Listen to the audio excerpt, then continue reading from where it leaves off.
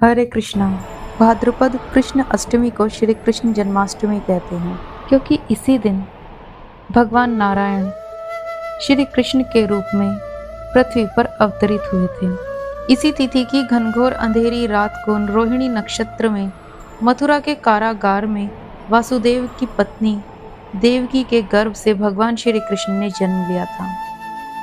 यह तिथि उसी शुभ घड़ी की याद दिलाती है और सारे देश में बड़ी धूमधाम से मनाई जाती है। द्वापर युग में राक्षसों के अत्याचार बढ़ने लगे। तब पृथ्वी गाय का रूप धर के भगवान विष्णु जी के पास गई और श्री हरि को प्रणाम करके बोली, हे भगवान, पृथ्वी पर राक्षसों के अत्याचार बढ़ते ही जा रहे हैं, हमारी रक्षा कीजिए। तब भगवान विष्णु ने कहा, मैं मानव उद्धार के लिए पृथ्वी पर जन्म लूंगा। द्वापर युग में राजा उग्रसेन मथुरा में राज्य किया करते थे। उनका आतताई पुत्र कंस ने उन्हें गद्दी से उतार दिया और स्वयं मथुरा का राजा बन बैठा। कंस की छोटी बहन का नाम देवकी था, जिसका विवाह वसुदेव नामक यदुवंशी सरदार से संपन्न हुआ। विदाई के समय कंस अपनी बहन देवकी को उनकी ससुराल विदा करने के लिए अपने रथ पर स्वयं छोड़ने निकला कि तभी रास्ते में आकाशवाणी हुई, हे कंस, जिस देवकी को तू बड़े प्रेम से ले जा रहा है, उसी में तेरा काल बसता है। देवकी का 8वां पुत्र तेरा वध करेगा। ये सुनकर कंस वासुदेव को मारने के लिए उद्यत हुआ। तब माता देवकी ने उससे विनयपूर्वक कहा, मेरे गर्भ से जो भी संतान होगी, मैं उसे तुम्हें दे दूंगी। कंस ने देवकी की बात मान ली। उसने वासुदेव और देवकी को कारागृह में डाल दिया। देवकी के एक एक करके 7 पुत्र हुए और 7 को जन्म लेते ही कंस ने मार डाला। अब माता देवकी अपनी 8वीं संतान को जन्म देने वाली थी। कारागृह में उन पर और कड़े पहरे बैठा दिए गए।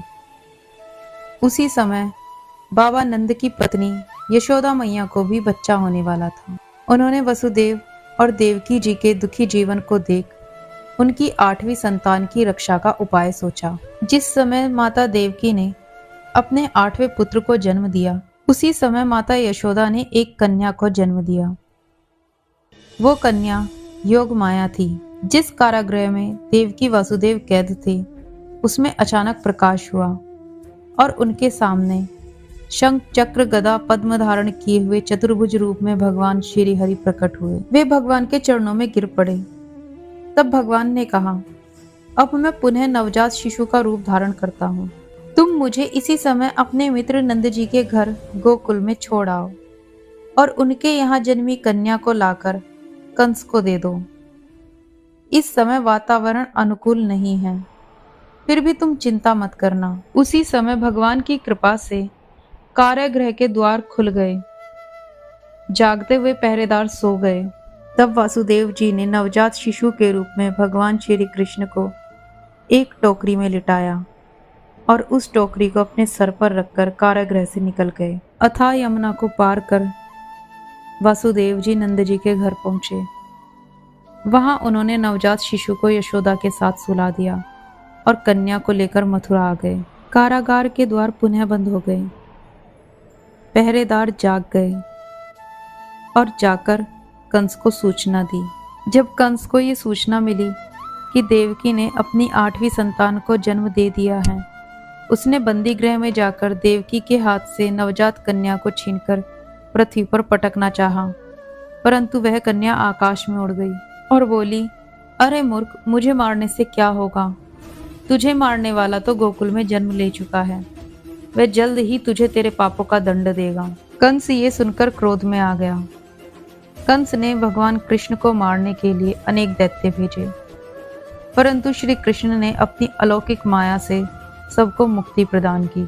बड़े होकर भगवान कृष्ण ने कंस का वध करके उसके अत्याचारों से सभी को मुक्ति दिलाई और अपने नाना उग्रसेन को कारागार से मुक्त करा के राजगद्दी पर बिठाया। भगवान के जन्म को जन्माष्टमी के रूप में पूरे भारत में हर्षोल्लास के साथ मनाया जाता है। हरे कृष्णा।